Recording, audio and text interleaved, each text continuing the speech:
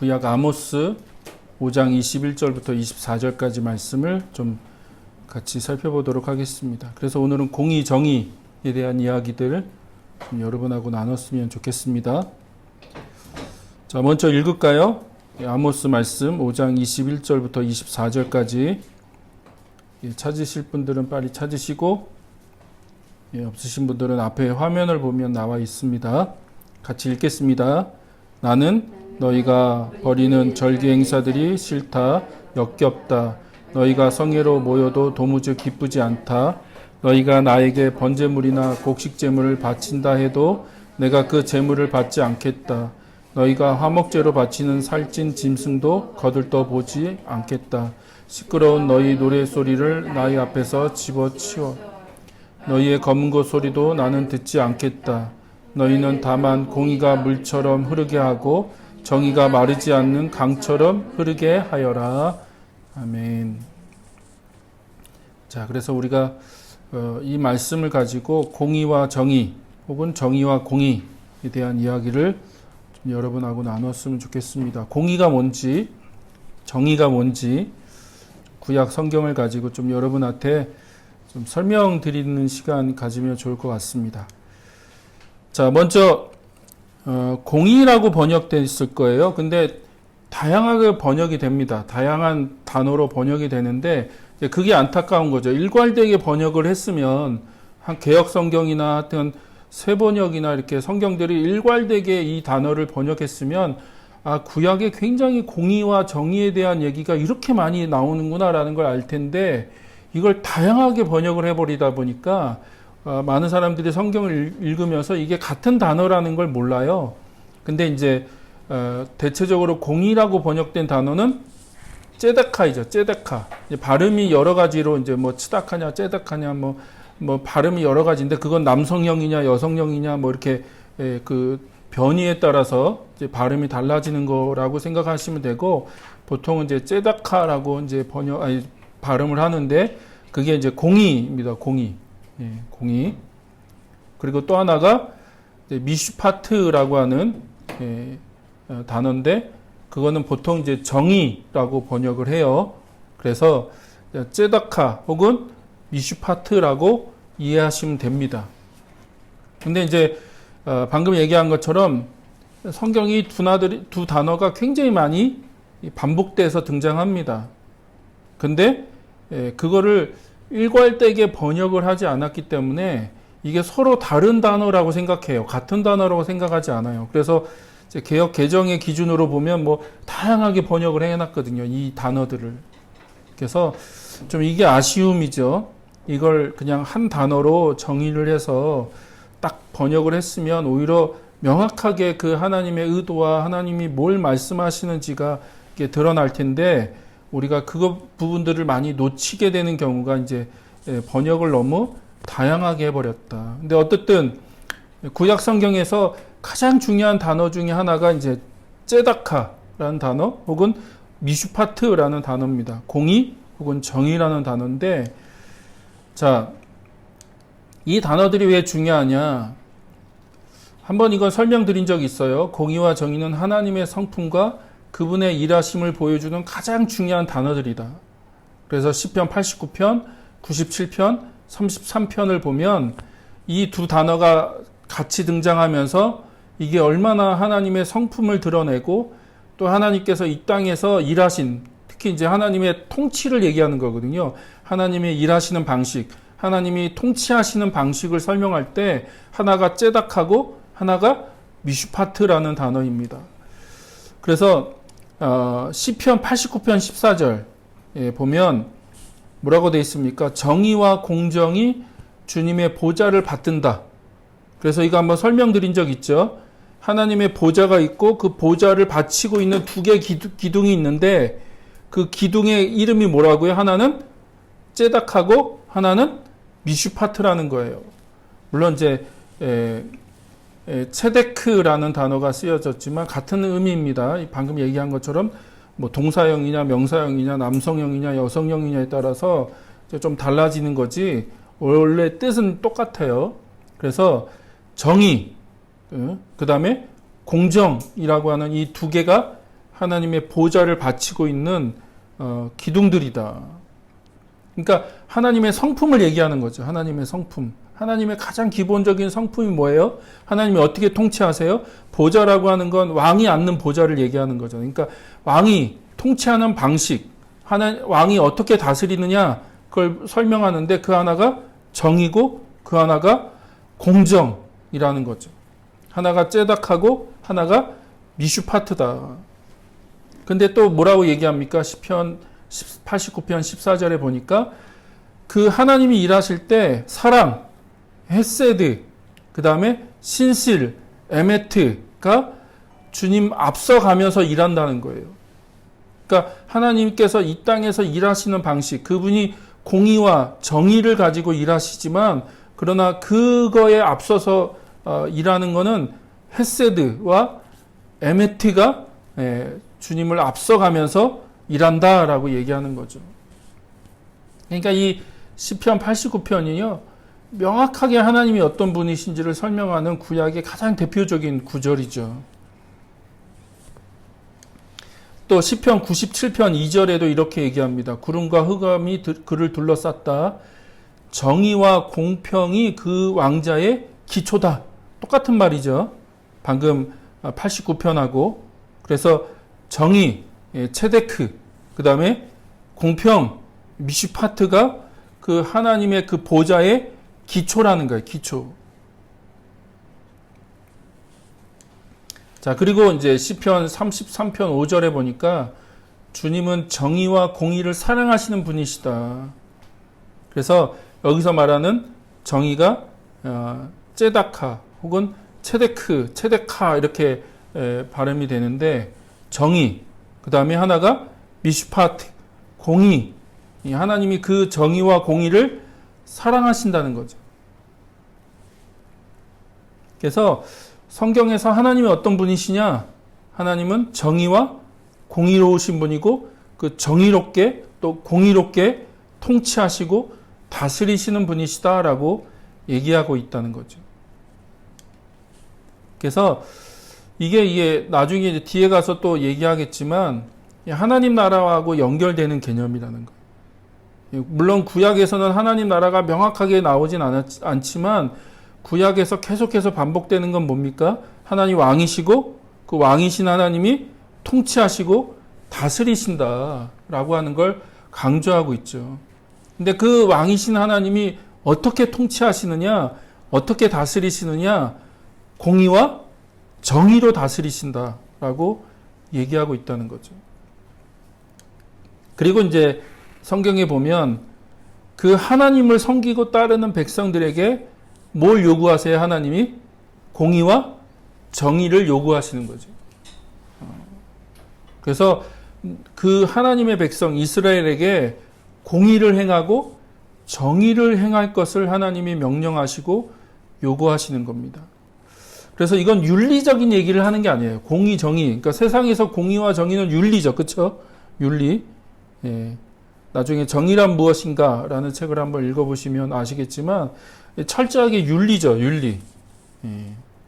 공리주의냐 자유주의냐 뭐 여러 가지 이제 세상에서는 윤리적인 차원에서 그 정의를 얘기하지만 성경에선 단순히 윤리만을 얘기하는 게 아니에요.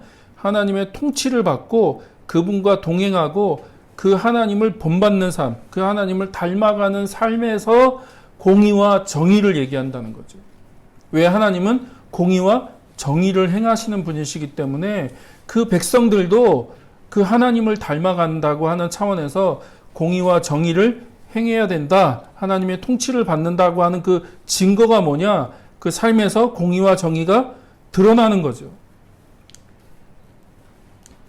자, 이것을 아브라함을 통해서 확인할 수 있습니다. 아브라함. 우리가 아브라함을 얘기할 때 뭐 유명한 구절이 창세기 12장이죠. 이게 12장만 너무 얘기하는데 창세기 18장 19절에 보면 아브라함을 부르신 목적을 이렇게 얘기합니다. 자, 뭐라고 얘기해요? 내가 아브라함을 선택한 것은 그가 자식들과 자손을 잘 가르쳐서 나에게 순종하게 하고, 그러니까 이게 개역성경 세번역에도 이렇게 번역을 했는데 원래 이게 째다카 아니면 미슈파트라는 단어라는 거예요. 옳고 바른 일을 하도록 가르치라는 거예요.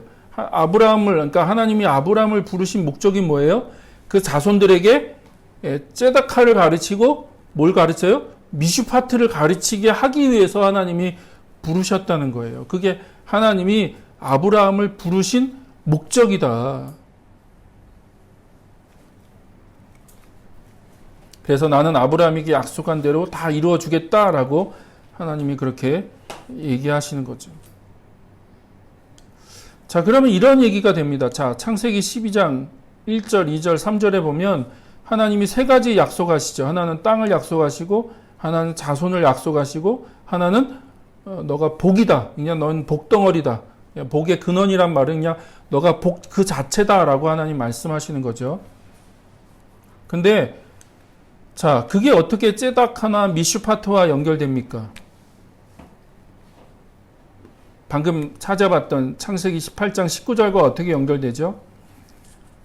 그러니까 하나님이 아브라함을 부르신 목적은 ጼ다카와 미슈파트를 행하고 어떻게 해요? 그거를 자손들에게 가르치게 하기 위한 거라는 거죠. 어디서요? 하나님이 주신 그 땅에서, 하나님이 아브라함에게 주시겠다고 약속하신 그 땅에서 ጼ다카를 행하고 미슈파트를 행하라는 거죠. 누구에게? 그리고 그 자손들에게 그거를 가르치라는 거예요. 너희 자손들에게. 그러면 하나님이 너에게 복을 주시겠다라고 얘기하시는 거죠. 근데 우리는 이 ጼ다카나 미슈파트는 다 빼버리고 뭐만 얘기해요? 막 복을 얘기하고 비전을 얘기하고 약속을 얘기하고 하나님이 이런 약속을 주셨다고 그러고 막 이런 복을 주셨다고 얘기하는데 그게 목적이 아니라는 거예요. 그게 목적이. 자, 이걸 갖고요, 구약을 설명할 수도 있습니다. 이 18장 19절 그 말씀을 가지고 다시 구약을 설명하면 아브라함을 통해서 이스라엘 민족이 나오고 이스라엘 민족도 결국은 하나님이 약속하신 그 가나안 땅에서, 그쵸? 예, 그 이스라엘 민족이라고 하는 자손들, 그리고 거기서 어떻게 살아야 돼요?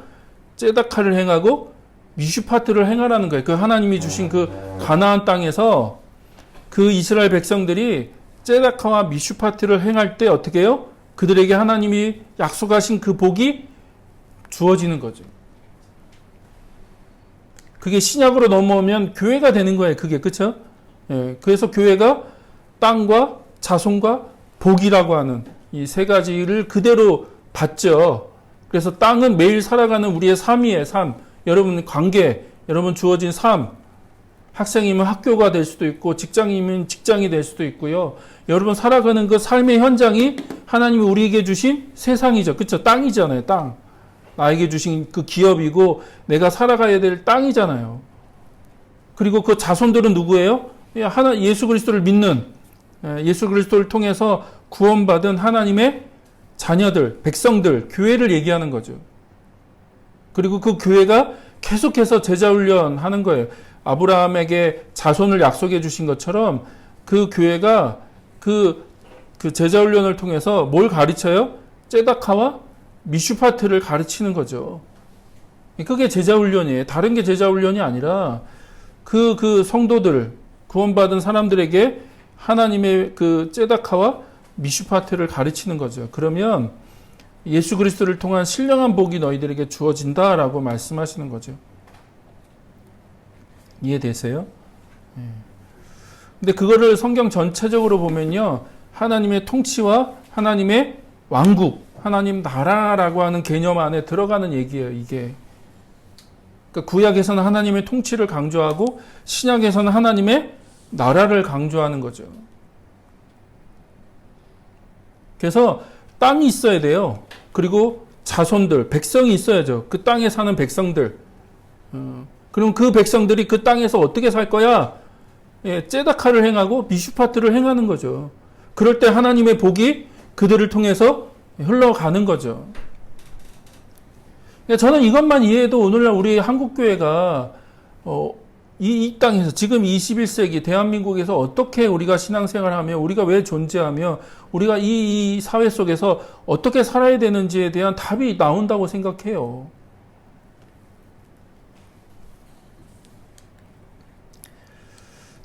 그래서 그러면 공의, 정의가 뭐냐? 째다카는 뭐고 미슈파트가 뭐냐? 먼저 째다카는요, 절대적인 윤리를 말하는 것이 아니라 째다카는 기본적으로 관계라는 개념을 갖고 있어요. 관계. 그럼 꼭 기억하세요. 째다카는 관계를 전제로 한다는 거죠. 그래서 성경에서 가장 중요한 관계는 두 가지죠.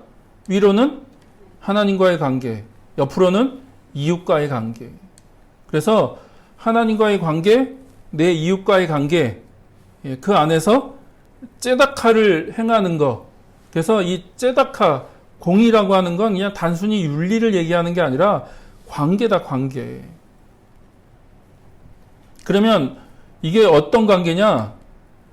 그 하나님과의 관계, 또 내 이웃과의 관계를 명확하게 규정해 놓은 게 뭐예요? 그게 율법이죠, 율법. 하나님을 어떻게 섬길 것이며 내 이웃과 어떻게 살 것인가를 명확하게 하나님이 규정해 놓은 것이 율법이고, 그 율법을 지킬 때, 그 율법에 순종할 때 뭐라고 해요? 의롭다, 째다카라고 얘기하는 거예요. 의롭다라고.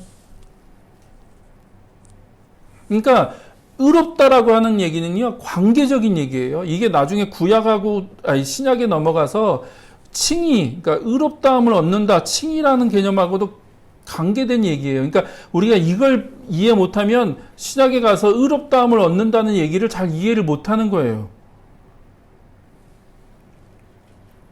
다시 한번 얘기합니다. 그러니까 율법을 순종할 때, 율법을 지킬 때 의로워지는 거죠. 그러니까 믿음과 그러니까 행위는요, 구분할 수 있는 게 아니에요. 구약으로 보면 믿음과 순종, 믿음과 행위는요, 하나예요. 구분되는 게 아니거든요. 그냥 머리로 믿는 게 그걸 얘기하는 게 아니라, 그거를 믿고 어떻게 해요? 순종할 때, 율법대로 순종할 때 의롭다함을 얻는다고요. 자, 신명기 6장 25절. 한번 같이 읽어볼까요? 우리가 우리의 하나님 앞에서 그가 우리에게 명하신 대로 이 모든 명령을 충실하게 지키면 그것이 우리의 의로움이 될 것이다. 그렇죠? 예. 그 율법을 온전히 지킬 때 그것이 우리에게 째다카가 된다. 그런데 그 째다카라는 건 하나님과의 관계를 얘기하는 거고 내 이웃과의 관계를 얘기하는 거다. 자, 창세기 16장 6절에 보면 15장이죠. 네. 오타가 났는데 아브라함이 주님을 믿으니 주님께서는 아브라함의 그런 믿음을 의로 여기셨다. 15장인데 그러니까 이것도 결국 하나님과의 관계죠. 그렇죠? 하나님과의 관계. 그래서 그 하나님과의 관계 안에서 아브라함이 하나님을 뭐 했다? 믿었다. 여기서 이제 히브리어 아만이라는 단어인데 이게 이제 믿는다라는 얘기거든요. 하나님을 믿었다. 그랬더니 그 믿음으로 말미암아 하나님이 아브라함을 어떻게 여기셨어요? 의롭다고 여기셨다. 여기 이제 째다카인데 이 믿음은요, 지식적인 동의, 어떤 머리로서 동의하는 거, 어떤 지식을 이해하는 거, 그런 걸 얘기하는 게 아니에요. 그런 믿음을 얘기하는 게 아니라 성경에서 믿음은 관계라는 거예요. 관계고 관계를 통한 순종을 통해서 하나님이 그것을 의로 여기셨다는 거죠. 이해되세요? 예. 그러니까 여러분 이걸 잘 이해하셔야 됩니다. 예. 다시 한번 얘기하지만 믿음과 행위는 서로 대치되는 게 아니에요. 믿음이 있는데 행위가 없다. 그건 거짓 믿음인 거죠. 내가 하나님을 믿어. 그러면 그 하나님은요, 째다카, 미슈파트의 하나님이죠. 그러면 그 하나님을 믿는 사람들은 어떻게 살아야 돼요? 하나님과의 관계 안에서 째다카를 행하고 미슈파트를 행해야 돼요. 그래야지 하나님이 그 사람을 째다카라고 얘기하는, 의롭다라고 여겨주시다고요. 자, 이건 이제 이웃과의 관계로 확대되죠. 그쵸? 그래서 시편 15편 1절부터 5절까지를 보면 잘 보세요. 주님, 누가 주님의 장막에서 살 수 있겠습니까? 1절에 누가 주님의 장막에 살 수 있겠습니까? 누가 주님의 거룩한 산에 머물 수 있겠습니까? 그러니까 1절에 두 가지 질문이 나오는데 이 질문을 오늘날 우리에게 하면 뭐라고 대답할까요? 기도하거나 막 예배하거나, 그렇죠? 예, 거의 그런 대답을 하겠죠. 기도하거나 예배하거나. 근데 2절부터 얘기하는 건 전혀 다른 얘기죠. 뭘 얘기합니까? 깨끗한 삶을 사는 사람, 정의를 실천하는 사람. 여기서 말하는 정의가 체데크, 그러니까 째다카인 거죠. 째다카, 공의를 행하는 거. 그러니까 깨끗한 삶을 살고 정의를 실천하고 마음으로 진실을 말하는 사람이고, 3절부터는 이게 다 관계적인 거예요. 이웃과의 관계. 혀를 눌려 남의 허물을 들추지 않는 사람, 친구에게 해를 끼치지 않는 사람, 이웃을 모욕하지 않는 사람, 하나님을 업신여기는 자를 경멸하고 주님을 두려워하는 사람을 존경하는 사람입니다. 맹세한 것은 해가 되도록 깨트리지 않고 지키는 사람입니다. 높은 이자를 받으려고 돈을 꾸어주지 않으며 무죄한 사람을 해칠세라 뇌물을 받지 않는 사람입니다. 이러한 사람은 영원히 흔들리지 않을 것입니다. 그러면 한마디로 이걸 정리하면 뭡니까? 누가 주님의 장막에 살 수 있나요? 누가 주님의 거룩한 산에 머물 수 있나요? 째다카를 행하는 사람이라고요. 내 이웃과의 관계에서. 내 이웃과의 관계에서 째다카를 행하는 사람이 하나님의 장막에 살 수 있고 주님의 거룩한 산에 머물 수 있다라고 얘기하는 거죠.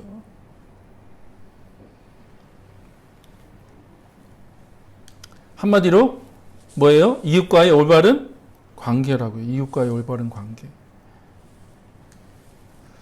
자, 이사야 58장 6절부터 8절까지 이것도 이제 유명한 구절이죠. 금식에 대한 얘기인데, 내가 기뻐하는 금식은 부당한 결박을 풀어주는 것, 멍에의 줄을 끌어주는 것, 압제받는 사람을 놓아주는 것, 모든 멍에를 꺾어버리는 것, 바로 이런 것들이 아니냐? 또한 굶주린 사람에게 너의 먹거리를 나눠주는 것, 떠도는 불쌍한 사람을 집에 맞아들이는 것이 아니겠느냐. 헐벗은 사람을 보았을 때 그에게 옷을 입혀주는 것, 너의 고륙을 피하여 숨지 않는 것이 아니겠느냐. 그리하면 내 빛이 새벽 햇살처럼 비칠 것이며 내 상처가 빨리 나을 것이다. 내 의를 드러내실 분이 내 앞에 가실 것이며, 여기서 말한 의가 체데크, 째다카를 얘기하는 거죠. 그래서 주님의 영광이 내 뒤에서 호위할 것이다. 한마디로 뭘 얘기하여? 누가 진짜 의로운 사람이냐는 게, 누가 진짜 의로운 사람이냐, 누가 하나님 앞에서 진짜 의로운 사람이냐. 내 이웃의 어려움을 보고, 내 이웃의 헐벗는 거나 배고픈 거나 어떤 어려움을 보고 그냥 지나치지 않는 거. 어떻게든 그들을 먹이고 그들을 돌보고 너의 삶을 나누어 주어서 그 어려운 사람들을 구제하거나 돕는 것이 째다카라는 거예요. 째다카. 그게 하나님 앞에서의 그 의로운 사람의 모습이라는 거죠. 그게 진짜 금식이라는 거예요. 진짜 금식. 하나님이 진짜 기뻐하는 금식이라고 하는 것이 그런 것이다 라고 얘기하고 있는 거죠.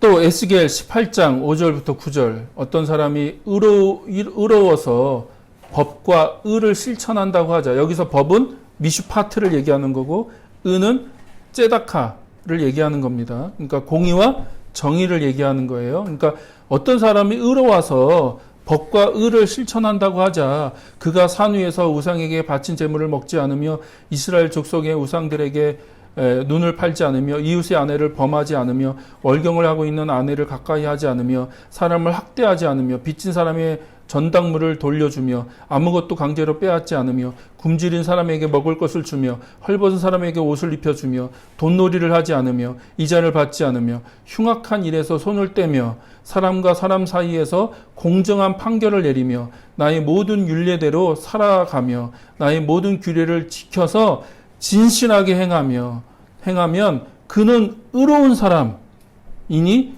반드시 살 것이다. 나 주의 하나님의 말이다. 뭐라고 얘기하세요? 예, 미슈파트를 지키는 거, 또 째다카를 지키는 게 뭐예요? 그러니까 이웃과의 관계에서 공의와 정의를 행하는 거다라고 얘기하시는 거죠. 그게 의로운 사람이야. 그렇게 행하는 사람이 하나님 앞에 의로운 사람이라고 칭함을 받을 거라는 거예요. 그러니까 이게 뒤에서도 다시 한번 얘기하겠지만 우리는 이거 다 빼먹고요. 칭이라고 하는 이 너무 치우친 얘기만 하다 보니까 삶은 없어요. 삶은 없어. 야, 의롭다함을 받았대. 구원 받았다. 너 이제 천국 가. 넌 구원 받았어. 끝난 거죠. 이제 구원의 문제는 끝난 거죠. 그러나 구약적으로 보면요, 그 ጼ다카를 행하는 사람이 의로운 사람인 거죠. 그 관계에서, 이웃과의 관계에서 하나님의 공의를 실천하고 행하는 사람이 의로운 사람이라는 거죠. 자, 그래서 우리 그 김근죽 교수님이란 분이 이런 얘기를 했습니다. 그러므로 ጼ다카는 마음을 같이 하는 것, 동의하는 것과 연관된다. 하나님께서 주신 말씀에 마음을 같이하여 따르는 것이 하나님께서 보시는 인간의 의로움이다. 그리고 인간의 처지를 보고서 하나님께서 불쌍히 여기시고 바로 잡으시고 건지시는 것이 하나님의 의로움이며, 그래서 많은 경우 하나님의 ጼ다카는 하나님의 구원과 같은 의미를 가진다. 이게 이제 구약의 구원의 개념. 그러니까 하나님이 ጼ다카를 행하시기 때문에 구원을 행하신다고요. 하나님이 정의로운 분이시기 때문에 그 정의를 인간의 삶 속에서 행하신다고요. 그때 하나님이 그 ጼ다카를 행하실 때 나타나는 게 뭐라고요? 그게 구원이라고요. 구원.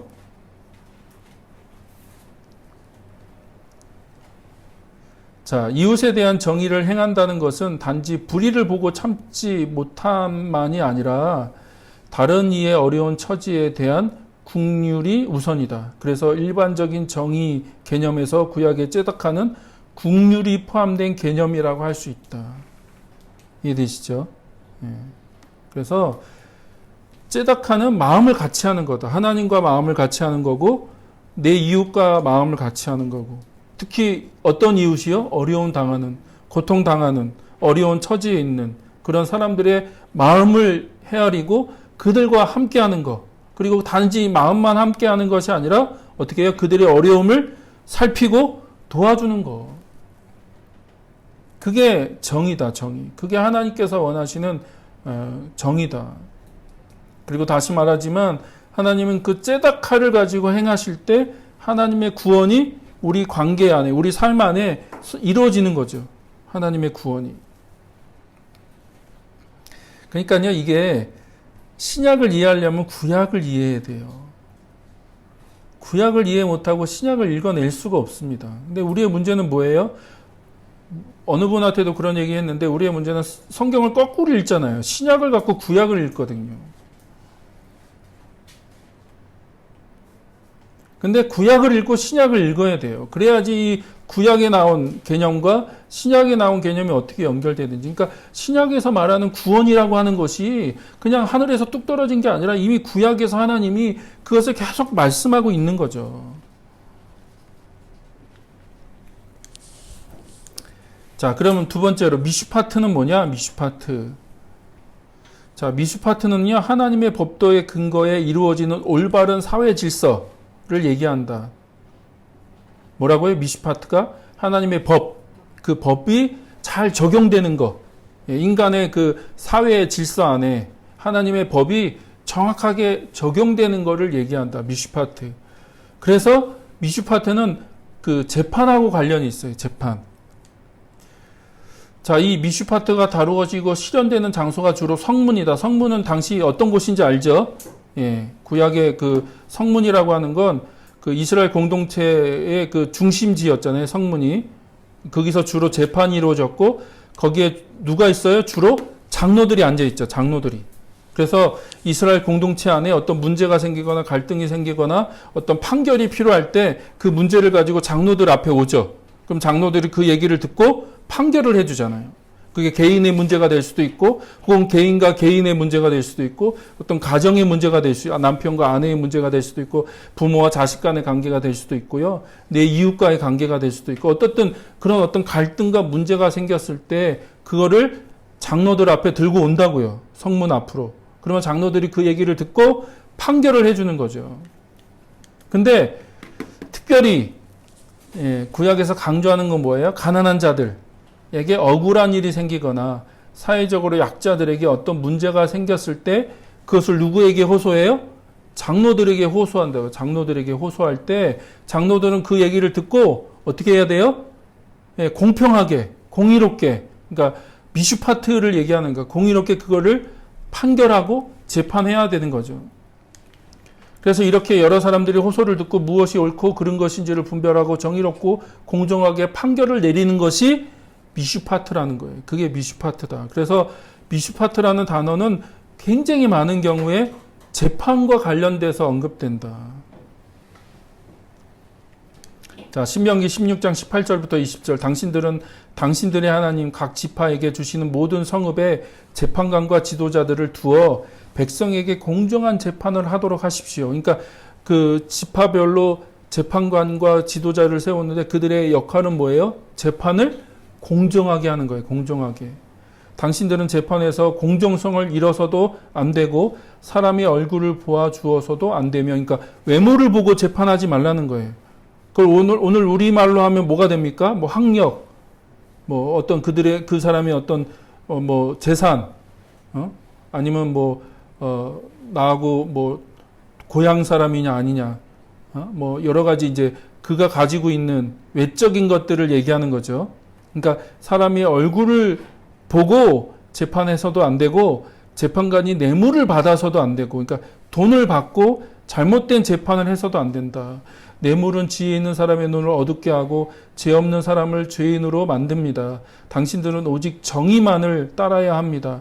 그래야만 당신들이 살고 당신들의 하나님이 당신들에게 주시는 땅을 당신들이 차지할 것입니다. 그래서 미슈파트를 정확하게 행하는 거, 외모를 보거나 뇌물을 받아서 그걸 어그러뜨리지 말고 그걸 공정하게 정의롭게 재판하고 판결하라고 강조하고 있는 거죠.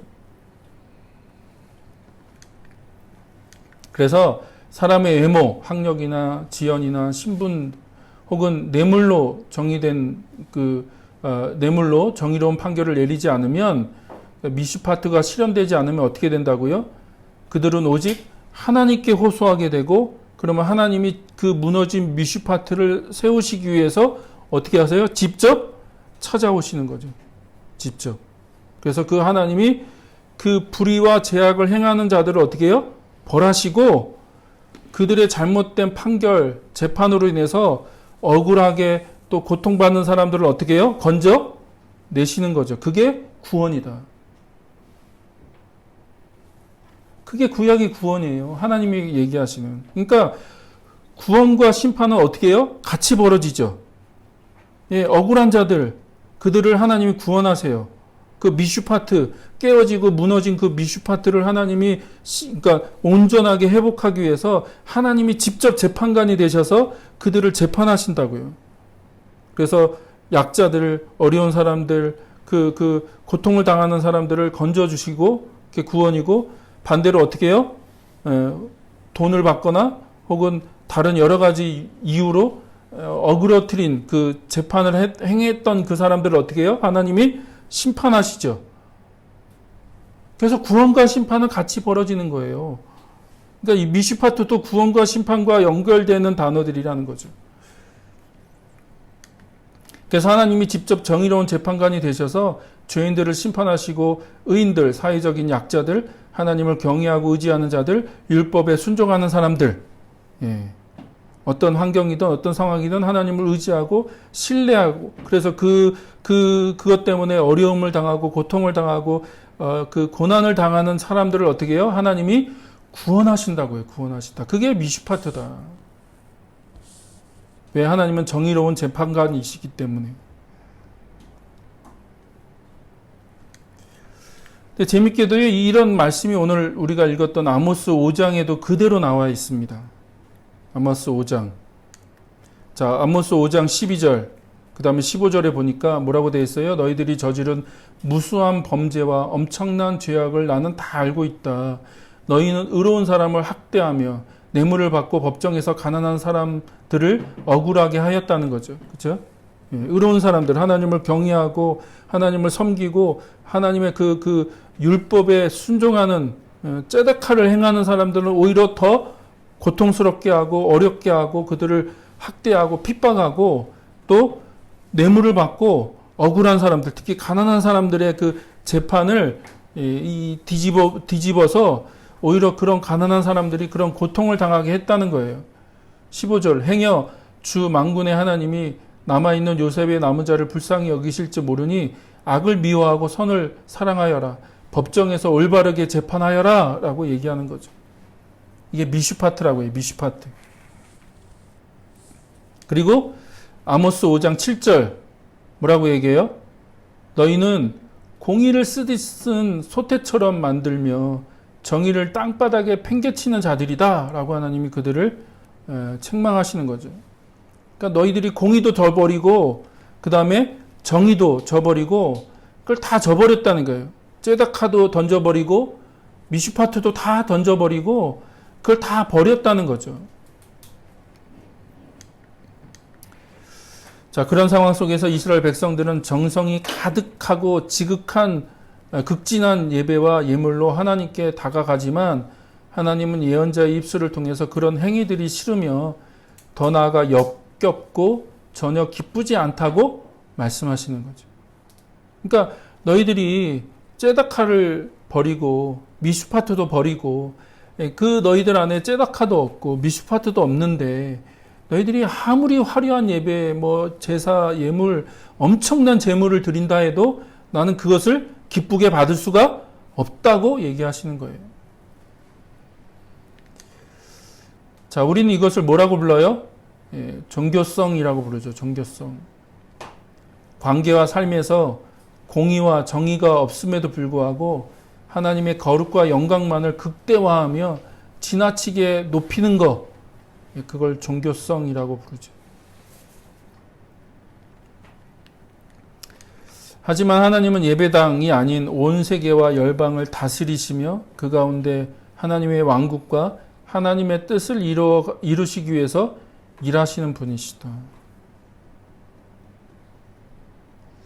그러니까 그런 하나님은 저버리고 그 하나님이 말씀하시는 ጼ다카와 미슈파트는 저버리고 이스라엘 백성들이 뭐만 했어요?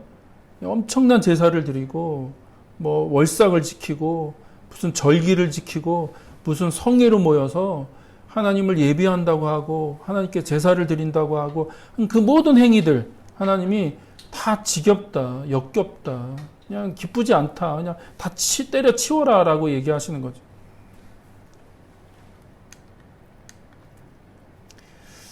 진정한 예배는 하나님과의 만남이죠. 그런데 그 하나님은 어떤 분이세요? 공의와 정의를 행하시는 분이시죠. 그렇죠? 그 공의와 정의가 하나님의 보좌고 하나님은 헤세드와 에메트, 이걸 신약으로 번역하면 이게 믿음이라는 얘기를 했죠. 에메트라는 말을 신약으로 번역하면 그게 믿음입니다. 그러니까 신실함이거든요. 충성스러움. 그러니까 하나님은요 변함이 없는 분이시잖아요. 그래서 그 하나님을 내가 예배한다고 하면 그 하나님의 그 ጼ다카와 하나님의 그 미슈파트를 무시할 수가 없는 거죠. 어떻게 하나님을 예배하는 자들이. 그러다 오늘날 우리의 현실은 둘 중에 하나인 것 같아요. 그렇죠? 공의가 없는 예배, 정의가 없는 예배, 혹은 이쪽으로 너무 치우쳐서 예배가 없는 공의, 예배가 없는 정의. 저는 두 가지가 다 성경적이지 않다고 생각합니다. 하나님 기뻐하시는 게 아니에요. 진짜 하나님을 예배하는 사람은 하나님의 공의와 정의를 행하는 사람이고 하나님의 공의와 정의를 행하는 사람은 진짜 하나님을 예배하는 사람이죠. 그러니까 아모스서가 뭘 얘기하는 거예요, 지금? 그 얘기를 하는 거예요.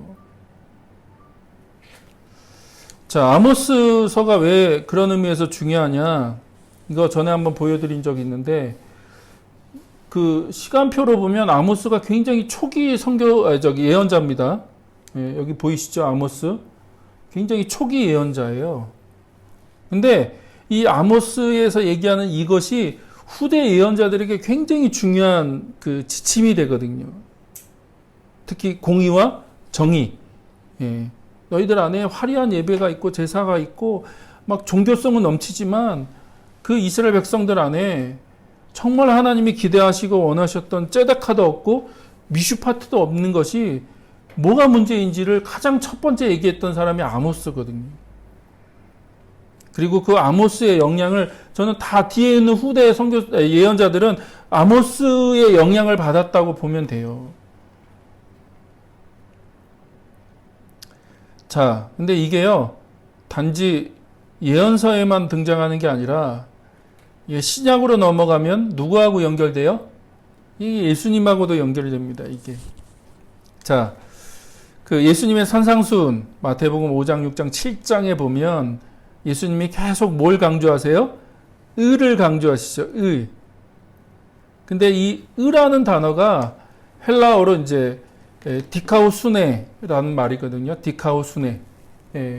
그 헬라어로 이게 두 가지로 번역이 됩니다. 의롭다는 단어도 되고 정의롭다, 공정하다, 정의롭다라는 단어로도 번역이 돼요. 그러니까 저는 구약에선 째다카와 미슈파트라는 단어가 이제 헬라어에서는 한 단어로 이렇게 연결되는데 그게 디카호수네라는 단어죠.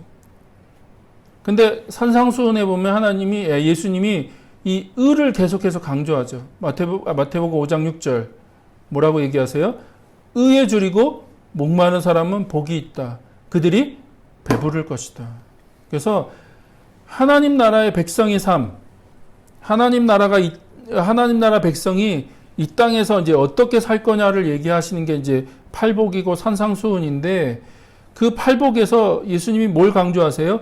의에 줄이고 목마른 삶을 얘기하시죠.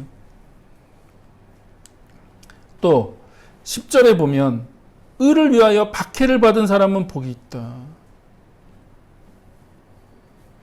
그러니까 의에 줄이고 목마른 건 뭐고 의를 위해서 박해를 받는 삶이라는 건 뭡니까?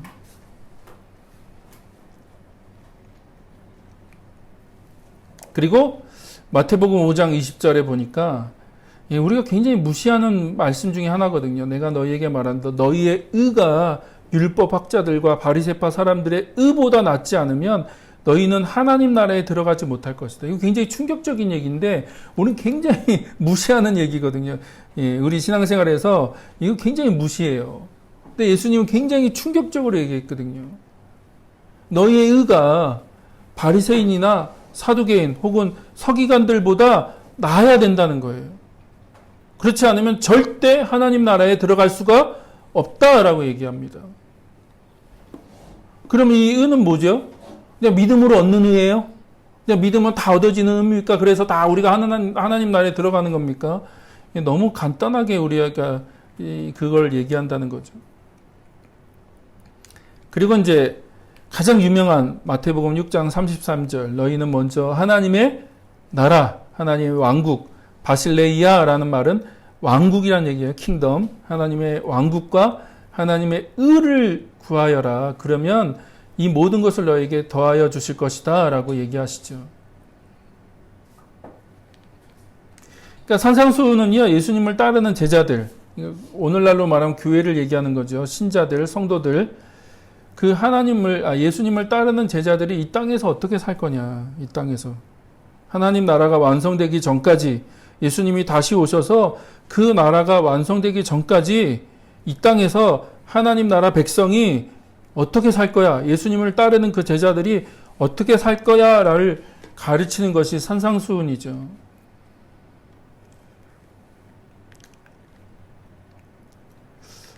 그런 면에서요, 신약에서 의는 하나님 왕국과 분리시킬 수 없는 거예요. 그렇죠? 하나님 나라를 구하고 하나님의 의를 구하는 거예요. 그러니까 우리가 이걸 너무 흔하게 들으니까 이게 이 말씀의 의미가 무엇인지, 이 말씀이 얼마나 굉장히 무거운 말씀인지 잘 이해가 안 되는데 예수님 분명히 하셨거든요. 먼저 하나님 나라를 구하고 하나님의 의를 구해. 너희들의 우선순위야. 너희들이 가장 먼저 그걸 위해서 살아야 돼 라고 얘기하시는 거죠. 그러면 신약에서 말하는 의는 하나님 나라, 하나님 왕국과 분리시킬 수는 없어요. 분리시키면 안 돼요. 박영돈 교수님이란 분이 이런 얘기를 했습니다. 한국교회에 나타나는 구원론의 문제를 크게 세 가지로 볼 수 있다. 첫째는 구원을 교회와 하나님 나라의 맥락에서 분리하여 개인적인 차원에서 다루는 것이고, 그렇죠? 그래서 구원이라는 문제를 교회와 분리시키고 특히 하나님 나라와 분리시켜서 다뤘다는 거예요. 개인적인 문제로. 그러니까 이 구원이 이렇게 엉망이 됐다는 거죠. 둘째는 구원을 과거의 시제로만 이해한다는 거예요. 근데 성경에 보면 과거 시제만 있는 게 아니라 현재 시제, 미래 시제가 다 있다는 거예요. 구원을 얘기할 때 과거 시제, 구원 받았다라고만 얘기하는 게 아니라 구원을 이뤄가라고 얘기하고 있고 구원을 완성하라고 얘기하고 있고, 그러니까 현재 시제가 있고 미래 시제가 다 있어요. 근데 과거 시제만 얘기하면 뭐가 문제가 돼요? 구원 받은 거로 구원의 문제는 끝난 거죠. 그렇죠? 너는 구원 받은 거로 끝났어. 예수님 영접했어? 기도문 따라했어? 너 구원 받았어. 넌 구원 문제가 끝났어. 라고 얘기해 버리는 거죠. 아니요. 성경에는 구원을 현재적으로도 설명하고 미래적으로도 설명해요. 그래서 예수님이 뭐로 오세요? 재판관으로 오신다고. 이게 다 구약의 그림이 아까 그 미슈파트를 얘기하는 그 그림입니다. 오셔서 예수님이 재판하시죠.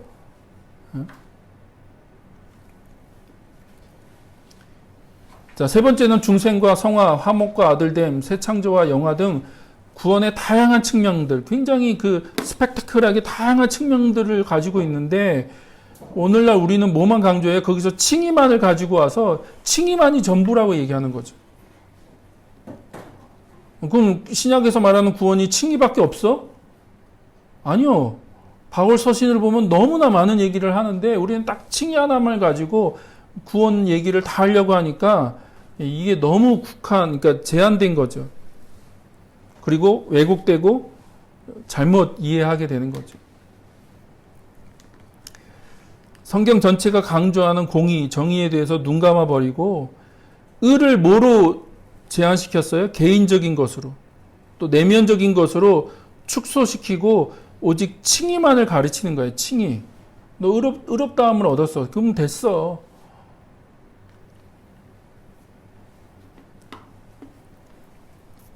그러나 지난주도 얘기했지만 하나님 나라는 뭐예요? 현재적 하나님 나라예요. 하나님 나라가 지금 임하고 있어요. 이 땅에 하나님 나라가 임하고 있다고요. 누굴 통해서요? 하나님의 백성들, 여러분을 통해서 하나님 나라가 이 땅에 임하고 있어요. 그러면 하나님의 백성들이 이 땅에서 어떻게 살아야 돼요? 의롭게 살아야 된다. 의롭게. 단순히 그냥 개인적인 칭의만을 위해서 얘기하는 게 아니고 사도 바울이 로마서나 갈라디아서나 아니면 성경에서 곳곳에서 얘기하는 그 의롭다라고 하는 것이 그런 정도만을 얘기하는 게 아니라 너희들의 삶을 통해서 너희들의 그 행위를 통해서 하나님의 의로움이 드러나야 되고 나타나야 된다는 거죠. 신약으로 말하면 째다카가 드러나고 어떻게 해요? 미슈파트가 드러나야 돼요. 그걸 통해서 하나님의 통치가 임하는 거예요. 하나님이 다스리시고 하나님이 통치하신다는 게 눈으로 보여지는 거예요.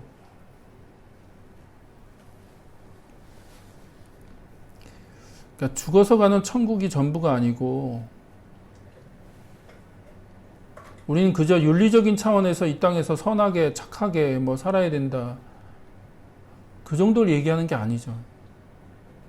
그건 세상 사람들도 다 지켜요.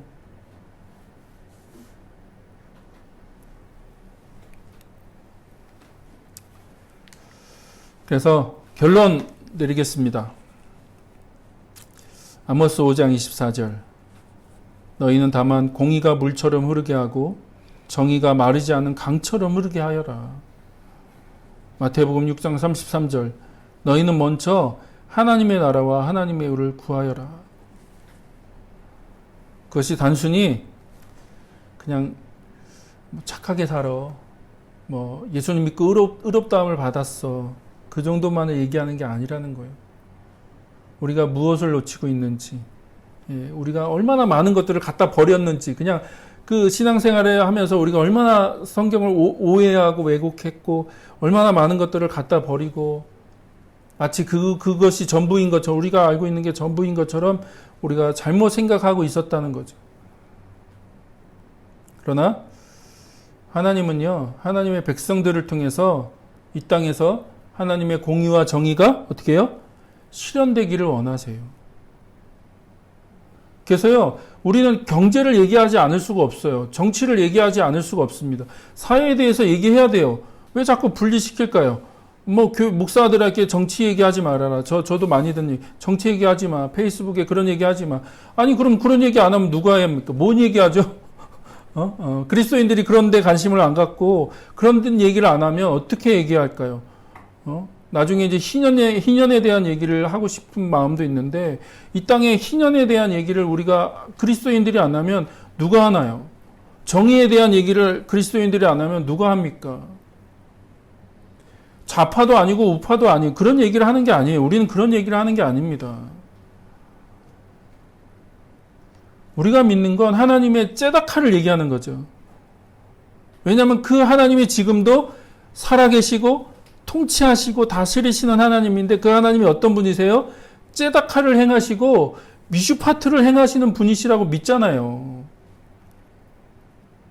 그렇다면 그 하나님을 믿는 백성들이 이 땅에서 그렇게 살아야죠. 교회 안에 억울한 자가 생기지 않도록.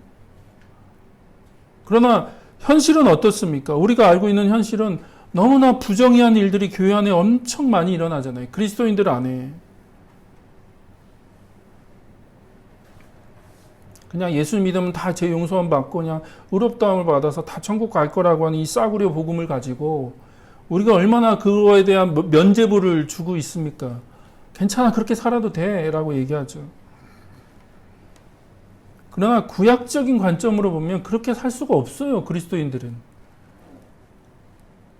그렇게 살아도 안 되고 우리가 이해하는 구원도 그런 구원이 아니고 하나님이 지금 우리 그리스도인들에게 무엇을 원하시는지를 우리가 다시 한번 진지하게 고민해 볼 수 있었으면 좋겠습니다. 그래서 아모스가 그 5장 24절, 아모스 5장 24절에서 얘기했던 그 메시지가 뭔지, 또 예수님이 하나님 나라와 하나님을 구하라고 하는 얘기가 도대체 과연 어떤 의미인지 우리가 다시 한번 우리 삶에 진지하게 고민할 수 있는 삶이 되기를 소망합니다. 기도하겠습니다.